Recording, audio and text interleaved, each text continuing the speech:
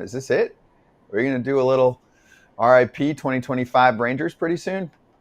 We could at the end of this week. I mean, look, they're sixth in the wild card race. If you want to say that they're in the race, and they've got a series here at Kansas City and a series home against Cleveland, the two teams that are directly ahead of them to try and get to the fourth spot in the wild card race. And look, for the last 2 years, this team has not played well on the road. It's not played well against winning teams. And so they've got their work cut out for them this week. And first time out on Monday, they didn't really show up all that well against Kansas City. There you go. So Texas 6 games back of whatever you want to call it. I mean, the Yanks, Red Sox, and Seattle in a similar spot as you can see on the screen, but Kansas City and Cleveland to jump through, like Evan is mentioning. So what's the main problem here? Where are we at? Or is it the same problem we've been talking about all year? All year, for 2 years, Scott. I mean, it's the offense, right? This offense has not produced whatever the Rangers' attempts to fix the offense this offseason have not produced. You look at this lineup.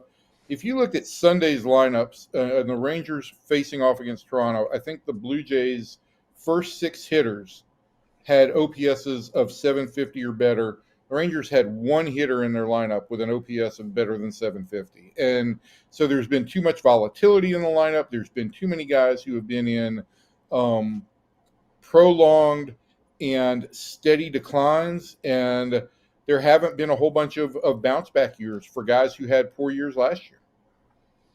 What is this the end of? What is this the end of? The season's, they're cooked. They're not going to make the playoffs. Is this Bochy's end? Is this the end of how this team is constructed offensively? Eric, I think those are all very valid questions. Bochy put off the managerial question at the beginning of the year, and that's not going to get answered until the season is over. That's just not the way he operates. But when you start talking about the construction of this team, I think there's a lot of questions that the Rangers have to start addressing for the future. You've got 2 guys in Adolis Garcia and Jonah Heim who are both arbitration eligible and who are both in the bottom 10, I believe it is, in OPS over the past 2 years.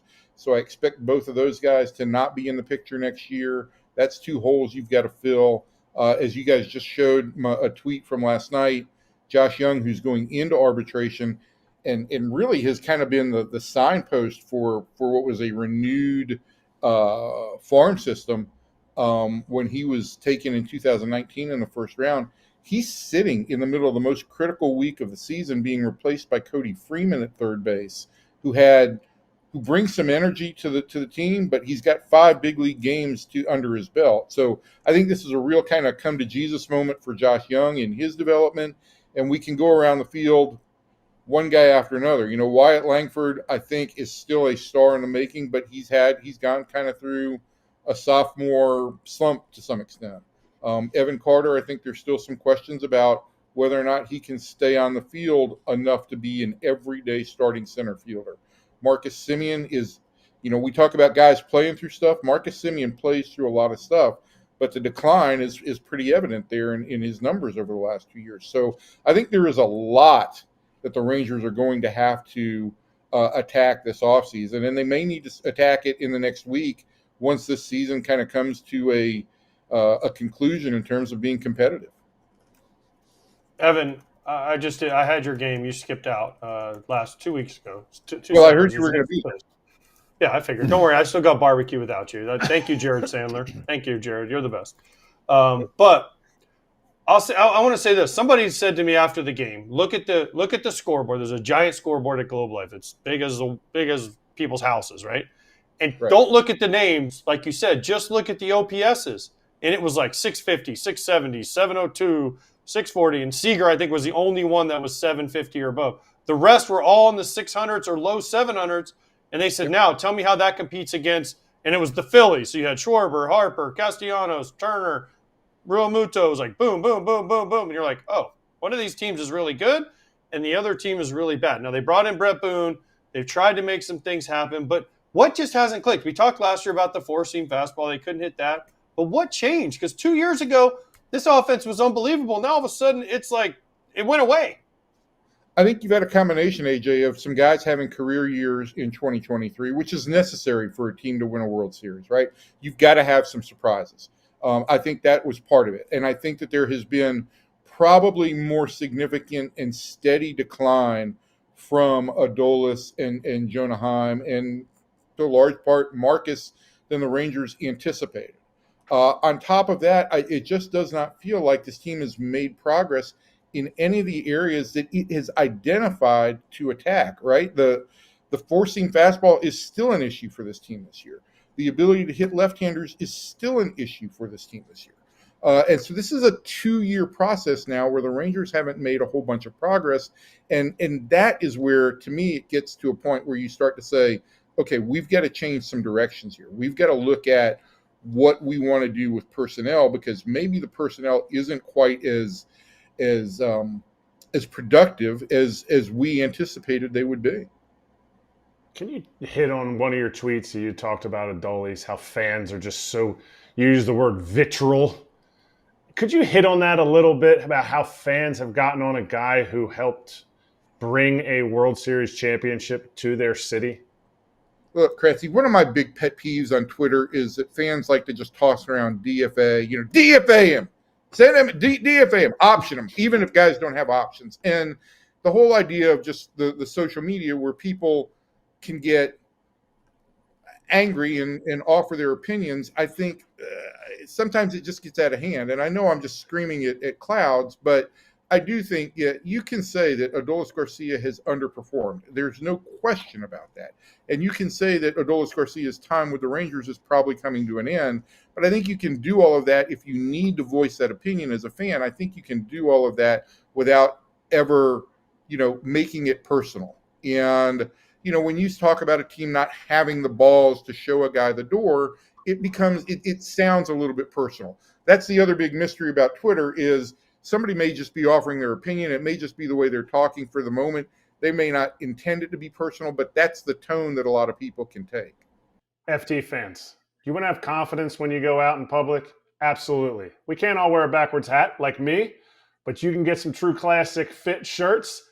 It almost looks like, oh, wow, this shirt was tailored for me. Nope, it's every True Classic. This John is soft, it is smooth, and it makes you look a little jacked. I'm just saying. And Kratz, you are jacked, and you are spot on. True Classic is the spot to go if someone's like, where do I get shirts? True Classic. The colors are fantastic. They've sold over 25 million shirts to more than 5 million customers. Their shirts just win. The feel, the tailored look, the price. We all wear True Classic on FT. I mean, Cam Maben literally can't say enough about them too next time we have Cam on. Hit up trueclassic.com/foul. Give it a shot. Upgrade your wardrobe and save on True Classic at trueclassic.com/foul. That's trueclassic.com/FOUL. You mentioned Jonah Heim and Adolis Garcia kind of in the same breath with arbitration. What happened to Jonah Heim? I know he hurt his wrist 2 years ago, but he was you could have made an argument he was the best catcher in baseball or close to it, top 2 or 3 in 2023. He was the starting catcher in the 2023 All-Star game. And what happened? Well, I mean, I think there's a couple of factors that contributed to something, right? He did catch an awful lot in 23 and basically caught every inning of the postseason. And so that was a heavy workload. And in 23, he had the wrist issue, which he came back from very quickly. There was a thought that he might need surgery on that, ended up not needing surgery. But ever since then, he had off-season and another off-season for extra recovery time. He just has not produced. And I don't know, the Rangers know that he's trying, even though the body language on the field is kind of, it looks like a low energy kind of body language, but the Rangers feel like he's putting the effort in. I just feel like this is the classic guy who had a career year at the right time for this team. When they got him from Oakland, or what was then Oakland, I think the Rangers felt this is a guy who could catch 80 to 100 games for us and be, kind of that, like, I don't want to say strong side platoon catcher, but a little bit heavier than just a backup catcher. A guy who split time pretty evenly. Maybe that's his best role. maybe there's some soul searching that Jonah's got to do about where exactly he stands in terms of some swing decisions. But this is just a guy who has regressed, and you can make that case with Adolis going into his mid-30s and with Marcus going into his mid-30s. Jonah is not in that same boat in terms of age. So that's been the real mystery. And look, there's greater minds than me trying to figure this out. Bobby Wilson, as both you guys know, cares about his catchers like family. And Bobby's put a ton of effort and investment into this, and it just hasn't produced results on the field. I would say what I think AJ wants to say, but he's not allowed because he's the guy when it talks about playing too much. Yeah, anybody could. You could go out in any part of your career and catch 150 games in a season. That doesn't create a 2-year decline. Right. To me, do you think the team kind of lost faith in him after one bad year? They went out and got Kyle Higashioka, who brings a lot of value receiving wise, and now this year he's almost hitting 270, so he's bringing it with the stick too. But do you think the Rangers' belief in their player may have kind of hurt that? Because you said as soon as they brought him in, maybe he was an 80 to 100 guy. He's an all-star, and then you get 1 year essentially to prove it, and they go out and spend $12 million on a backup catcher? Yeah, I mean, the only answer I'd have to that, Eric, probably is that, listen, last year was really poor. It was a really bad season, and I do think that the Rangers felt like they needed some insurance, and they needed somebody who could step in if this slide continued. And they had traded for Carson Kelly last year to kind of be a legitimate backup type split time. Carson's had a great year in Chicago this year, and I think they felt like they needed to continue that kind of splitting of time this season. And maybe it did, in some regard, erode Jonah's confidence in himself. But whatever has been the case, this is a guy who has a 604 OPS over the last 2 years. It's the third worst in baseball, and it just, he's got to be more productive at the plate to be a regular player. I hate that. I hate he played too much. He wasn't a pitcher. He didn't get his arm overexposed. He caught. He's a catcher. You have all offseason to get better. Played too much. Come on, Evan. Quit making stuff up now, Evan. This is what people complain about you about. You make stuff up and then you tweet it, and people believe it. So stop it, okay? Stop it. All right. Now, you also told me recently that this was Bruce Bochy's last year. So now since you're making up things, let's go and see. Is this Bruce Bochy's last year? I think if I had to pick one or the other, I think this is probably going to be it for Boch. But I asked him these questions at the beginning of the year. He made it very clear he wasn't going to deal with this, and it was going to be put off until the end of the season. And I still feel like this is a very cagey person. He's a cagey manager, and he's cagey in his answers. And so I don't rule anything out, but there have been times to me when Boch has looked tired and frustrated this year, and it's got to be a frustrating year. And the one thing for me that would be a shame is this is one of the great managers of the last century. I sure would hate for him to go out with a team that just didn't live up to expectations in any way whatsoever.